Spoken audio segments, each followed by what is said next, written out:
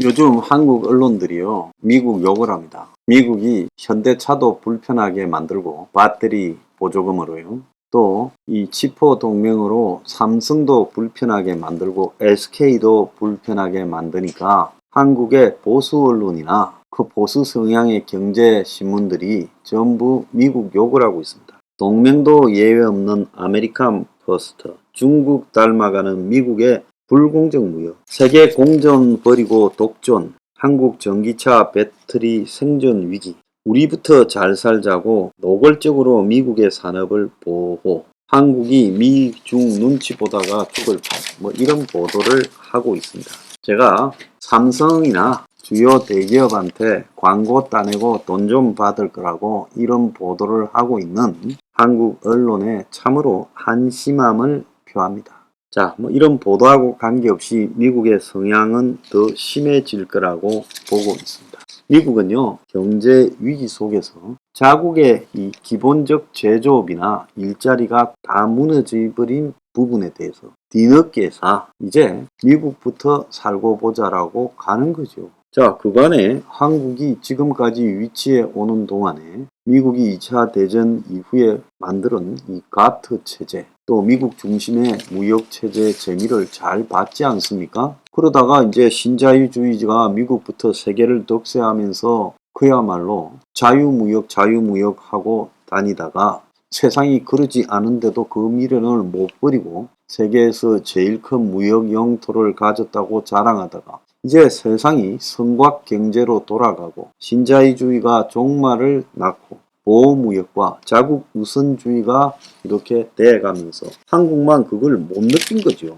그래서 남 욕할 거 하나도 없다라는 겁니다. 자, 미국이 지금 금리를 올려서 4.5에서 5까지 가야 미국이 이제 경기 침체에 접어들 거고, 그러지 못하면 물가를 못 잡아서 스태그플레이션에서 벗어나지 못하고 부채 위기를 맞을 거다라고 했는데, 결국은 미국이 지금 경기 침체를 맞는 방향을 선택하기보다 물가가 잡히겠지 하는 희망 고문을 선택했습니다. 막연한 희망이죠. 자, 그래서 이렇게 금리를 올리다가는 다 죽는다. 경기 침체가 와서 경기 침체로 죽는다. 그런 것보다는 차라리 금리를 올리는 것을 좀 조정하자. 아니다. 물가 아직 못 잡았으니까 금리를 더 올려야 된다. 그래서 이제 금리를 더 올리자 하는 것은 매파고, 이러다가 다 죽으니까 이쯤에서 금리를 조금만 올리자는 것은 비둘기판. 그런데 미국의 연준이 매도 아니고 비둘기도 아닌 매둘기가 됐다고 7월 미국 연준 산하 FOMC 금리를 갖다 결정하는 기구의 회의록을 보니 매도 비둘기도 아닌 어정쩡한 태도였다고 언론들이 보도하고 있습니다.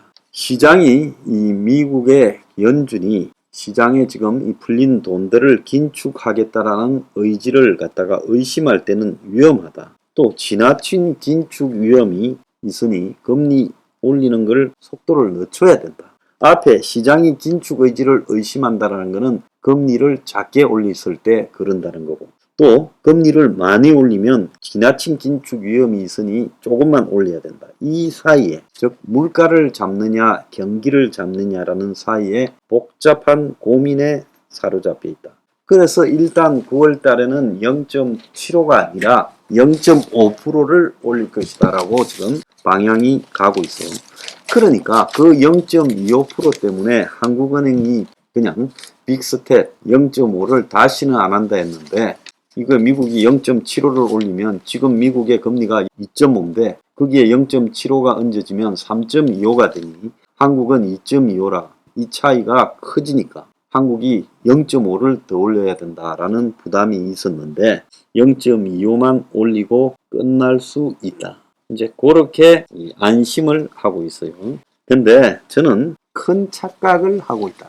미국이 9월 달에 0.5%를 올렸는데 경기 침체가 되고 있지만 시간 지체로 인해서 미국의 초반은 경기 침체에 이미 들어가 있어요. 그래서 경기 침체 때문에 다소 미국의 휘발유 가격이나 또 여타 상품 가격이 조금은 내려오는 효과가 있지만, 그런데 경기 침체와 또 인플레 사이에 겹치는 구간이 한 1년은 갈 거다. 그래서 미국이 쉽게 스태그플레이션에서 디플레이션 경기 침체로 옮겨지지 않는다. 한 1년 정도 이상 겹칠 거라.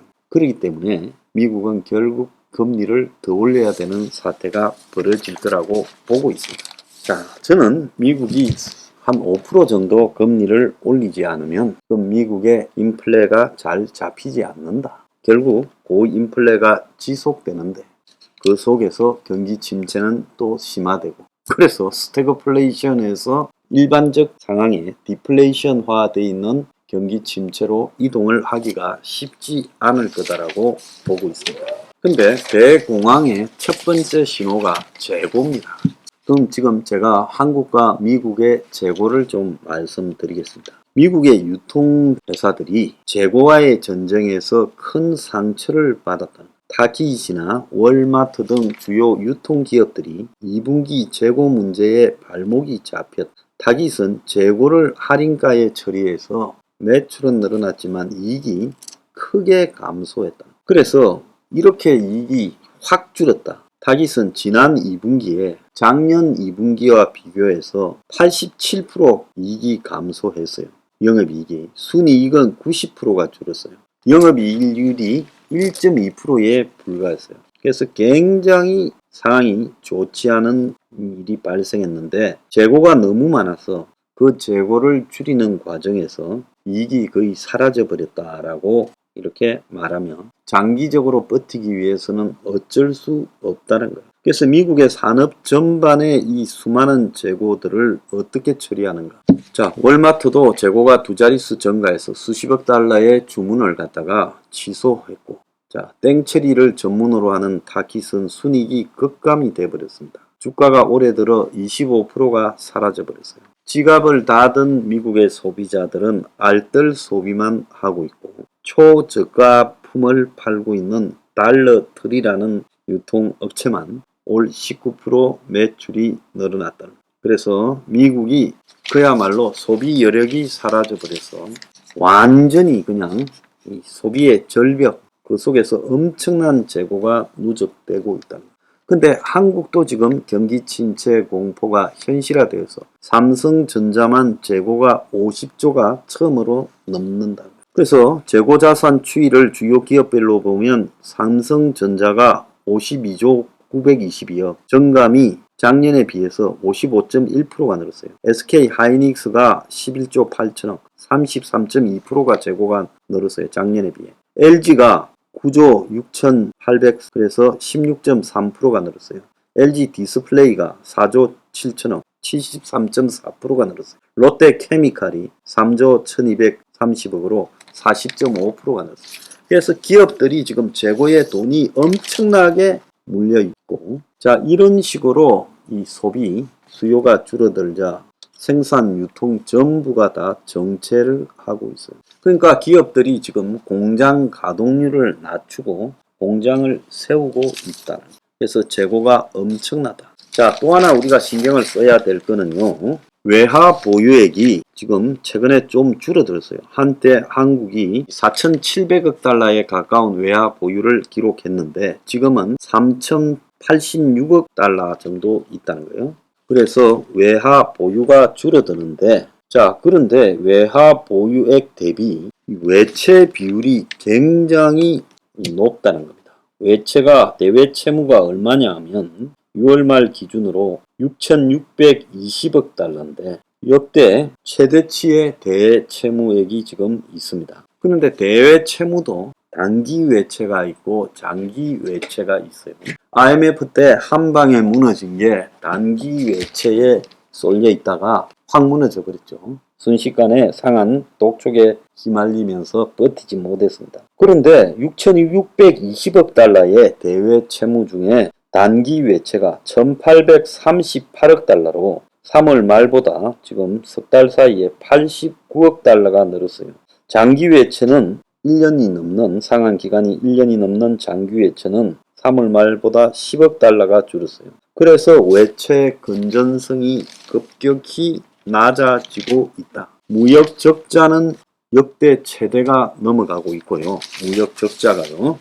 그 다음에 세수호황의 나라 살림 적자가 100조가 넘었어요. 그래서 총 수입이 35조가 늘어도 워낙 쓰대니까 추경 등으로 이게 나라가 재정 수지 적자, 기업은 무역 수지 적자, 그리고 또 이 단기 외채가 폭증하고, 그리고 전체적인 대외 채무가 상당히 늘어나고 있다는 것. 그래서 한국 경제에 지금 경고등이 켜졌다. 빨간 등이 켜졌어요. 한국은 가계부채 문제로 미국만큼 기준금리를 올릴 수 없어. 그래서 한국이 기준금리가 안 올라가면 앞으로 점점 한국과 미국의 기준금리의 격차가 커질 건데, 그러면 자본 유출이 심해지고 있고, 자본 유출이 심해지면 원화 가치가 떨어지고 환율이 올라갈 건데, 무역 수지도 적자니까 지금 환율 폭등이 올 수 있다는 겁니다. 그래서 외채 건전성 문제가 생길 수 있기 때문에 재정 건전성에 신경을 써야 되는데, 지금 어제 1달러 1300, 정말 모든 것이 다 좋지 않은 상황으로 가고 있습니다. 그런데 서울 아파트 값이 3년 반 만에 25개 서울 구청 지역에 전부 하락했다. 그래서 지금 부동산 하락이 서울뿐만 아니라 인천, 경기도 대부분 내려서 하락폭이 9년 6개월 만에 최대치를 기록하고 있다고 합니다. 자, 부동산이 내관이 되어가고 있습니다.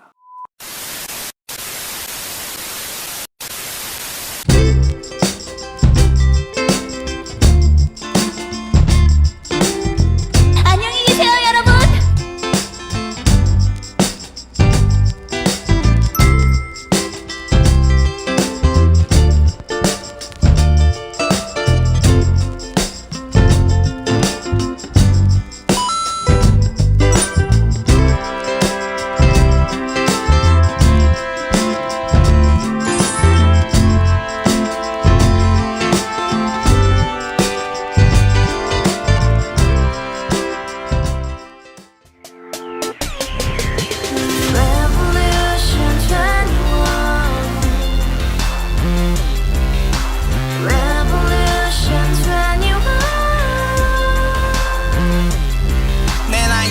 월세 30 코인빚만 300 서울에 온지 벌써 10년 아둥바둥 버텼지만 여전히 난 반지 하에 제왕 곰팡이 연문제약 내비랑 깡통망통 완전히 폭망 고시원 창문만큼 작아진 내 꿈 연애 결혼 내 집 모든 게 헛꿈 1년 전 떠난 여친 울며 말했지 같이 써봤자 평생 가본 게 꼭꼭꼭하지